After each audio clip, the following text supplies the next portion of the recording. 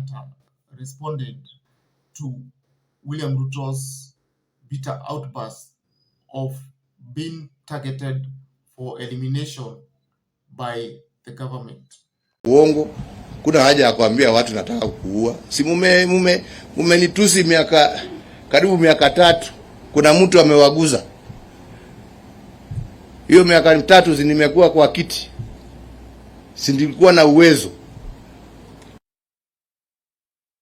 Na sina uwezo ndio niko na time ya kukutafuta.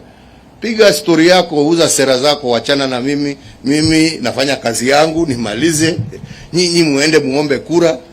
Wananchi wakiwapatia sawa, wakiwanyima, twende nyumbani pamoja. Shida iko wapi? Si dunia itaendelea. Yeah. So, ladies and gentlemen, William Ruto in Kapsabet had said that there was an attempt on his life, that if anyone would threaten his life, they can go ahead and do it, kwa sababu yeye si mtu wa kutishwa, lakini wasimulie watoto. Mr. President, wacha kujifanya saizi eti sijui unajifanya nini.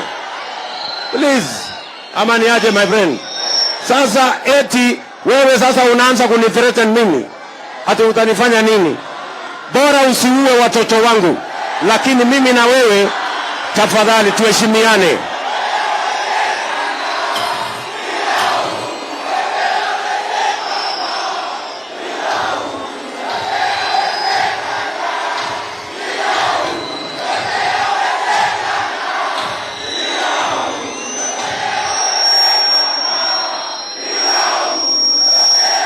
Sijui kama tunaelewana bana.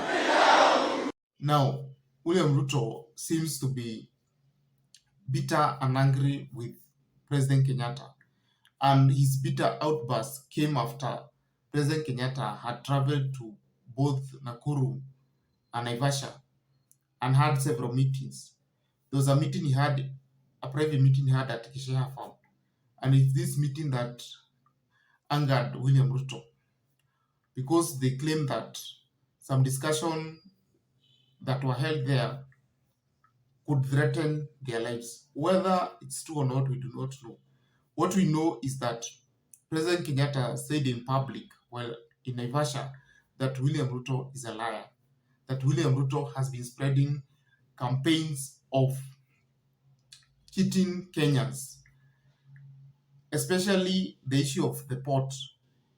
He gave the example of how William Ruto has been trying to win votes from both Naivasha and Mombasa by saying that this port will be taken to both places at the same time, which is an outright lie. Now, today we see President Kenyatta responding to William Ruto, telling him that he needs to sell his agenda. They have been abusing the president for 3 years. The president has done nothing to them. He has no intention of harming them. They need to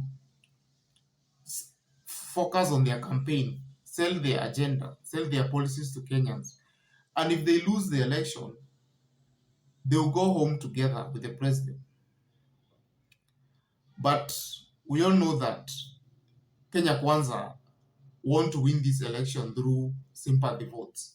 And so they have to paint the president in a negative light in whatever ways they can. They have tried all manners of threats. Now they have reached fever point where they are saying now their lives is in danger, or their lives are in danger, but there's no clear evidence of the same. We saw in a meeting where Ndende Nyoro was addressing Muranga residents and telling them there's been an attempt on his life of Moses Kuria and several other UDA politicians. These are just fabricated stories. The truth is that the opinion polls are against Kenya Kwanza. Their policies or the agenda of bottom-up is not resonating with majority of Kenyans. And we are only a week to the election, so they do not know what to say. So they have to focus on this agenda of being harassed, humiliated, and being threatened by the government to get sympathy votes. For that is the only bullet they have to survive. Otherwise, their campaign is headed the wrong way. In the coming week, we'll see them going hammer and tongs against the president, because we know the president will be touring Nyanza Coast and Mount Kenya region. So everything he says will be responded in equal measure and with extreme bitterness. Whether this will work for them, time will tell. And the time is very short, because it's just 7 days and then the campaigns will be called off on Sunday next week. And now it will be waiting for their fate. If they win the election, well and good. If they lose, well and good. And that will be their future as politicians. That is all. Kindly like and subscribe this channel.